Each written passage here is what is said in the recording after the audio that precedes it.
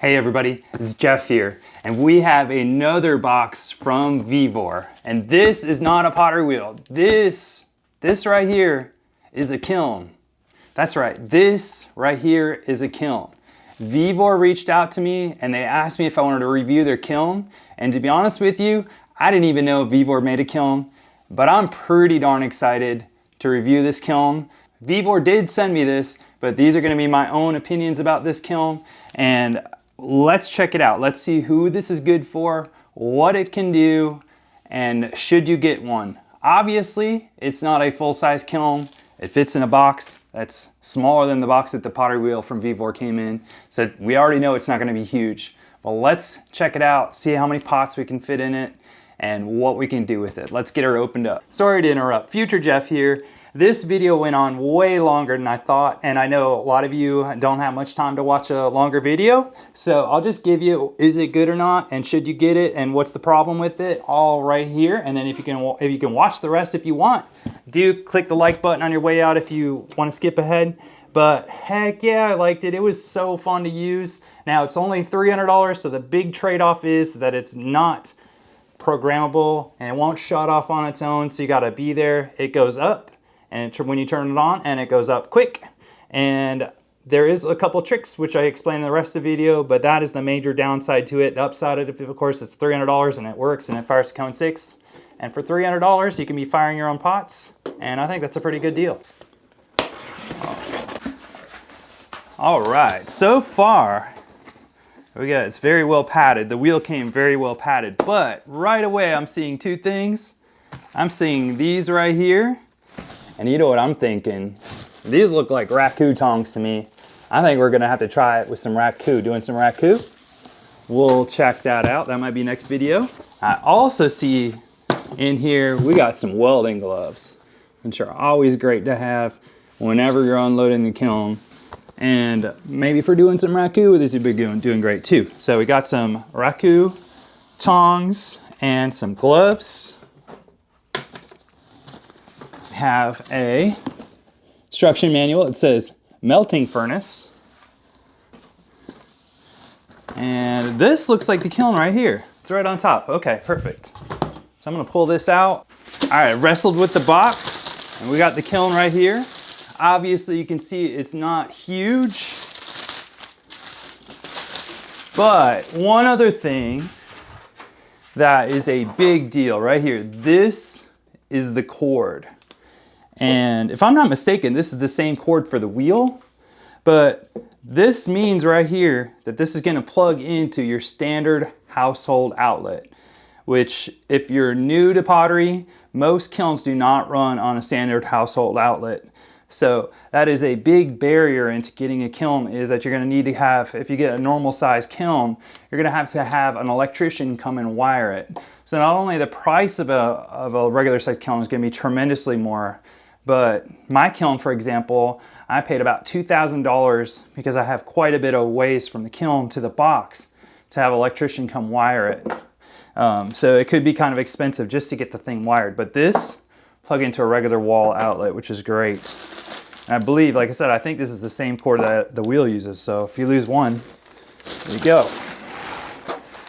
I'll take this thing out. I'm gonna wrestle with the packaging a little bit more here. All right, we have her all out of the package, and I gotta say, this thing is good looking. We got a brushed stainless steel on it with the grain going vertically. I love that. The sandblasted decal on here. And it's kind of a good looking kiln. Yeah, it's a nice looking kiln. Well, let's take a look inside. So we know it's not huge. And it appears that this door right here is made out of a ceramic fiber. And this appears to be made out of a soft brick. And it does appear to be coated with some sort of a refractory coating, like a kiln wash or something on there. This appears to be the thermocouple right here that measures the temperature. It has a row of elements on this side and elements in the top, but not on the bottom or the back, which I guess you wouldn't expect that in most kilns to have them on the bottom. Now, it's quite small, but what do we have here? Let's put some common items that I make in here. Would it fit a mug, for example? My mugs are pretty big. They hold about 16 ounces. So you could easily fit a mug in there, no problem.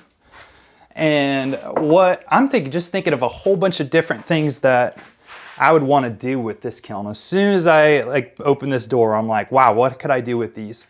A lot of times what I do is I make small vases. These are one of my favorite things to make. I make a lot of these small vases, and I could probably fit like 2 or 3 of these in here, and I make all these flowers to go with it. You could put a little kiln shelf in there, build a little kiln shelf out of some clay. You wouldn't need much, just a small slab. And you could get a lot of these. You probably get 4 or 5 of these in a firing with a bunch of the different flowers that I make in there. So that's one thing I'm thinking of. Another use case. So we talked about the raku. Another good use case I think for this kiln would be like a horsehair firing, a gold luster, or a mother of pearl firing. How many times have you wanted to fire just a little bit of gold luster on something, but you didn't want to fire your whole kiln for it? I could see that being a really good use for this kiln, is to just fire a couple things up to a gold luster temperature. Now, as far as the max temperature goes for this, I'm gonna have to look this up. We'll be right back. All right, the maximum temperature of the kiln is 2,192 degrees, which is just shy of cone 6 or 1,200 degrees Celsius. So we're talking like 5 3/4 or 5 1/2, somewhere around there, but not quite cone 6. So I imagine most glazes that I would use would look just fine. Most of my glazes look just fine at cone 5, so we'll have to check that out. So I had a chance to look over the manual, do a little test in it up to 100 degrees, and just kind of look it over, and I found out some really good things and some not so good things. So we're gonna go over the pros and the cons first of this, and then we're gonna glaze something and give it a shot. So I think the pros of it, one, it's 120 volts. So you don't have to call an electrician. You don't have anything to do anything special with your house. You can do this in an apartment, and you just plug it into the wall. It's like a toaster, right? So I think that's a major, major pro for someone that's just starting off and you don't have the wiring for a conventional size kiln. It's small, so it's not going to take up a lot of space. It's portable if you're moving a lot, if you're a younger person. It's really small. It's rated to go to cone 5, 6, which is huge for me because I fired a cone 6. It's front loading. I love a good front loading kiln. Top loaders are just really hard to reach in and get everything in there and you can't see what you're doing. Front loading kiln's great, especially for raku. You can open that door, pull your pot out, close it to keep that keep the heat in for the next firing. So I think the front loading is great. It's large enough for a coffee cup, okay? When you're learning, you're making small things, you're doing basic stuff, it's large enough for those basic things that you're making when you're first starting off. It comes with the gloves and the raku tongs. That's huge, right? Those gloves alone are another $15 and the raku tongs are probably $15 too. So that's kind of a big deal. And I'd say that those are kind of a lot of cons or pros right there. So the cons of it, one, it's small. So you're only going to be able to fit a coffee cup in it. It's maybe not repairable. In the instructions, it says, no internal element of this device needs to be maintained by the user. Please do not disassemble or repair it yourself privately. But then in the back, it has detailed instructions on how to change the elements. So is it repairable? Can you replace the elements? Can you replace the thermocouple? I'm not sure. It seems to suggest that you can replace the elements, and it has instructions how to do that, but then it also says don't do it yourself. For me, the most thing that wears out on my kilns are the thermocouples. This one does not appear to be replaceable, but maybe it is, I don't know. It's not programmable. This is kind of the major con to me.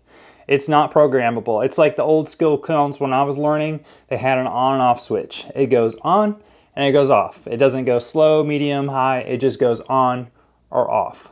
And I did a little test firing just to 100 degrees and it made it to 100 degrees, no problem. But it's one of these things where it doesn't shut off. It just stays at 100 degrees. So if you're firing the kiln, you're gonna need to be around, you're gonna need to be checking it and make sure. I mean, that's the way it was when I was learning, and that's the way when I was learning how to fire kilns, you just had to wait for the cones to go down, and you had to be there. So this is like that. You have to be here to watch the cones fall down. It's not programmable. So it might not be the best for bisque firing. If you're bisque firing in this, I would set it, we all know that water boils at 100 degrees Celsius, so I would set it for 90 degrees, turn it on, let it get to 90 degrees, make sure it stops at 90 degrees, let it sit there for a couple hours, maybe an hour, burn all the water out, then reprogram it to go up to the bisque firing temperature. That's what I would do. So I think that's a major con. Now, on the website, they do list a programmable one. This one on their website, it's about $300. The programmable one's $379, I think. So it's about $80 more expensive. That seems like if it works, maybe Vevor can send me one. I'd be love to try it out. If that works, that'd be way worth the $79 extra. Now, I couldn't find the Amazon price on these. They have two kilns that appear to be the same kiln of these on Amazon, but they're significantly more expensive. So I would buy it from Vevor direct. This thing came to me in like 2 days. So I will have a discount code in the description. You can check that out. But that seems like a major con to me. I would find out if the programmable one, from the pictures, it looks like that'd be way easier to fire in, you know, for that bisque firing, nice and slow. And maybe you can even have it shut off once it hits that top temperature. It does say that run it for 3 hours max. So it seemed to go up to 100 really fast for me. So maybe it's not going to take long to get to cone 6. We'll see. But that might be another con, is it might not be able to hold temperature for that long or to withstand longer firings. But so far it looks really good and I can't wait to fire it. So we're going to glaze some stuff and fire it up, and then at the end we'll look over the results and figure out who's this for, what would be good for, is it worth it for you, is it something that you should buy, and we'll check it out. So let's get firing. I have my little pot right here. I have the kiln sitting on the floor. On the concrete floor, it's about 2 feet from anything in my studio. I would definitely not put this on carpet. I would definitely not put it on your luxury vinyl plank flooring. I would definitely not put it on anything that's even remotely flammable. If you live in an apartment or something like that, I would put it out on the outside in the patio if it's not gonna rain, or I would get one of those like concrete paver blocks or something like that. Definitely don't put it on something flammable or anywhere close to anything flammable. All right, so I have my little vase right here, and my little vase this is greenware, it's porcelain, has not been fired yet, so I don't have anything bisque fired in my studio. So we're gonna need to run a bisque through this first, and I wanna keep mine off the floor.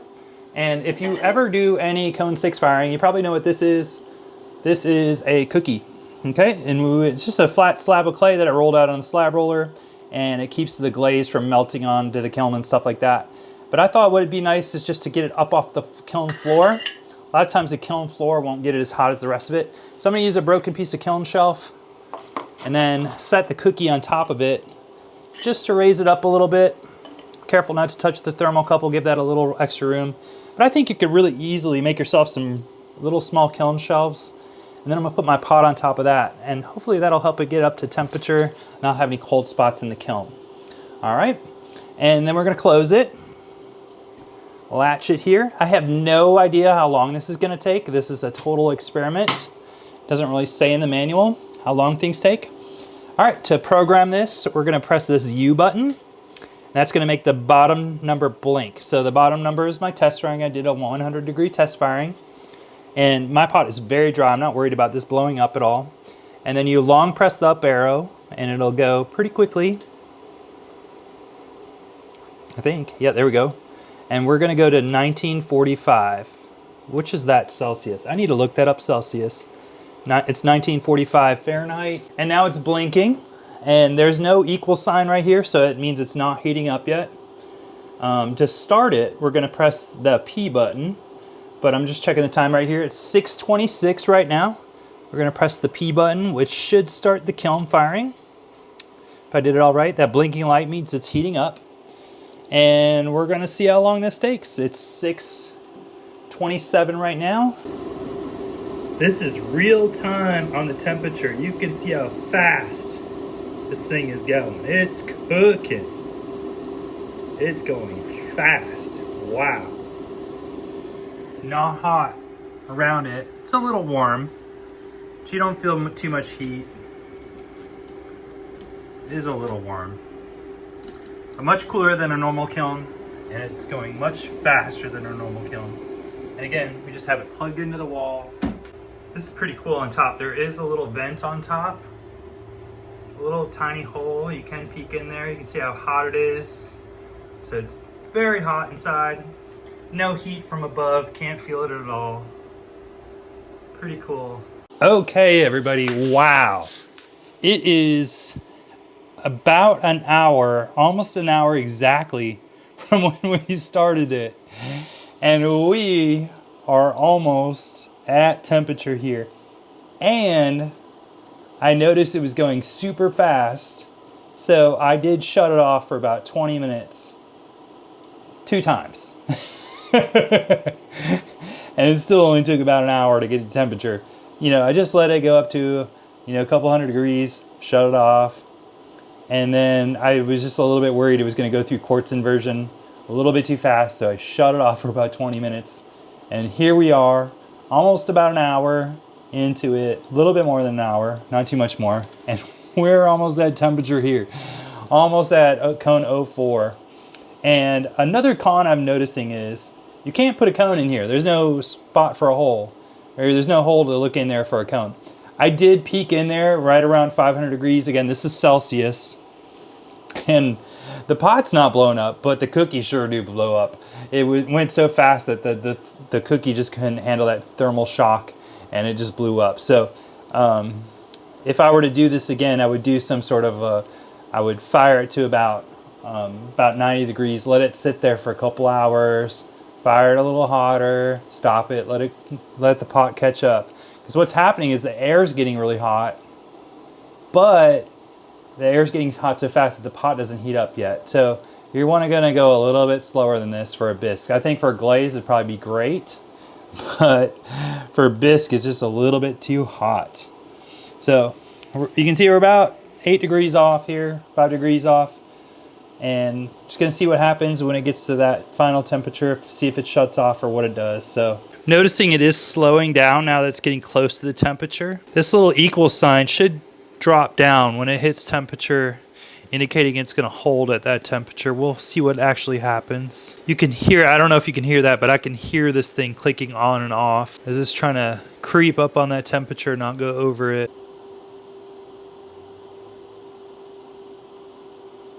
Okay, yep, right there, just switched over. So now it's supposed to maintain this temperature, which I guess this is probably really nice that it's gonna maintain that temperature, and you know it's not gonna overfire if you're not around at the time when it hits the temperature. So I guess that's another pro for this. All right, but I'm gonna go ahead and hit the P button, which should shut it off. Yep, and then equal sign went away, so we know it's off, and I'm just gonna shut it down. Here's the big reveal. We got our pot. And no surprise, but the cookie blew up. But our pot looks great. So we're gonna glaze it up. All right, we got our little pot here. I have glazed it. I put the glaze on nice and thick. This is a totally untested combo for me. If it doesn't look good, it's probably not the kiln's fault. It's probably operator error. We're gonna fire it up. I'm gonna skip the cookie this time and just put that in there like that. I'm gonna do things a little different this time. I'm going to set it to 90 degrees just so to burn off a little bit of that water. I put the glaze on really thick. I don't think the kiln fired to 04. I think it fired hotter than 04 for our bisque. It took a long time for that glaze to dry.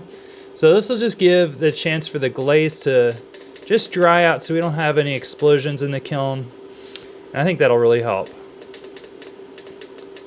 So right there at 90, again, water boils at 100 degrees Celsius. This is just below the boiling point. This will make the water and the glaze evaporate. And so we're gonna press the P, and the little equal sign should be right there by the 24. And that means it's firing. There we go. So I'm just gonna let it hit that 90, and then we'll stop it, let it burn off the water, and then we'll go up from there. All right, so I've really had fun playing with this kiln. Just a couple recommendations. I'm gonna put this on the screen. For a bisque fire, I recommend going way slower than I did in the video. So I recommend programming it just like I showed you for starting at, like, let's say you're about 20, room temperature, somewhere around there. This is all Celsius. Go up to about 60 to 80 degrees. Again, boiling point is around 100 degrees Celsius, but this kiln seems to fire just a little bit hot. And so being a little bit on the safe side, that's 60 to 80 degrees. If you hold it there for about 2 hours, if you have, you know, pots that have a little moisture in them, it'll burn all that moisture out of them so you don't explode them. Now, obviously, if they're wetter, you could hold it for a little longer, or just get it up to about that 80 degrees and just shut the kiln off, let it sit there for a couple hours. And you could even leave the door cracked if you have it shut off, and that'll allow that moisture to get out of it. From there, again, there's no control over the speed it goes. So I just recommend ramping it up around to 190 degrees.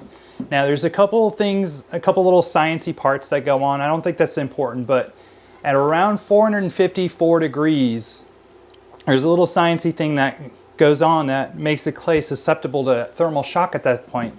And that's Fahrenheit. So close to around that would be 190, 200 degrees Celsius. So I recommend another hold at around 190 degrees for about 30 minutes, just to let it ease into that temperature. Again, you can't control the speed of how quick it goes up. And then go up to 300 degrees, hold it for another 10 minutes. Again, just slowing it down, allowing the pot to catch up. From there, about 500 degrees Celsius, which is about 1,000 degrees Fahrenheit, which is another sciencey thing goes on called quartz inversion at around that temperature that makes your pot susceptible to thermal shock. So slow her down around that and then hold it there for about 10-20 minutes. Once you get past that, then again the kiln just kind of goes up. So I would go ahead and just let it go up to about 1,000 degrees, which is around cone 06, but again this kiln fires a little hot in my experience, so that would take it to around probably cone 04. So you could lower that down, maybe 950 or something if you want to fire to a lower temperature for bisque. Now for the glaze fire, kind of done the same schedule, but eliminated a couple of the stops and shortened the hold. So again, starting around room temperature, go up to that 80 degrees, hold it there for about 10 minutes, 10-20 minutes. Let all that moisture burn out of the glazes. Make sure there's nothing in there that can explode. Let those, if you put a cookie in there, let that heat up. So hold that for 10-20 minutes and then go up to 190 degrees. Again, there's some sciencey stuff that goes on around that temperature. That's, again, this is Celsius. Let it sit there for 10-20 minutes. Let it just relax and kind of ease into that temperature. And then after that, go up to about 520 degrees, which again is about that around that quartz inversion. Hold it there for 10-20 minutes. Let it kind of ease into that temperature. Let the pot catch up to the air temperature. And then from there, go all the way to your 1,200 degrees Celsius, which is around cone 6. Now, obviously, if you're firing to a lower temperature, maybe you're doing low fire in there, you would want to adjust to your temperature. But that's my recommendations. Okay, we got a pot that definitely hit cone 6. It looks great. The glazes are plenty melted. I personally think this pot's kind of ugly, but that's not the kiln's fault. I've never tried this glaze combo before. It was the only 2 glazes I had at my house, so I think the glazes melt just great, and I had a lot of fun firing it. Final thoughts on our Vevor mini kiln. Now, I just gotta say, I had fun using it. I felt like a little kid again. I felt like my first time in ceramics. It was so much fun glazing and firing and figuring this out. There's something about a manual kiln that's just fun and it's exciting, and I had a great time using it. Now this is $301. Comparable size kiln from a legacy manufacturer is $1,200 to $1,400. So it's 1/4 the price. For that 1/4 the price, there's a trade-off. The big trade-off with this kiln is that it's not programmable. It doesn't have low, it doesn't have medium, it doesn't have high. It just goes. But if that's something you can get around, like I said, when I was learning, we had kilns, they only had on and off. That's all they did. And I was just fine for many years until I got my first programmable kiln. Then this could be a good kiln for you. It could be good if you're doing small batch things. If you're a hand builder and you make 1 pot every now and then, this could be really good. It's obviously, you can't like make 1,000,000 cups on here. You're only gonna fit 1 at a time. But if it's the difference between paying a monthly fee at a community studio and you like independence and you can pay $300 up front and get your own kiln and want to just play around with it and have fun, I think it'd be a fun thing to have. There was that one kiln that they also make for $97 more that is programmable. Is it any good? I have no idea. I haven't used it. I don't know if it programs well. I don't know if it'll stop on its own. I think that's another big thing. Will it stop on its own? But I certainly had a whole lot of fun with this, and I thank Vevor for sending it to me. And if you want to get one, again, I'll have affiliate link in the description below with a discount. I'm gonna play around a little bit more with this kiln. Next video, we're gonna do some raku and possibly a luster firing, and we'll see how it works for those type of applications. I'll see you in the next video. Thanks for watching. Bye.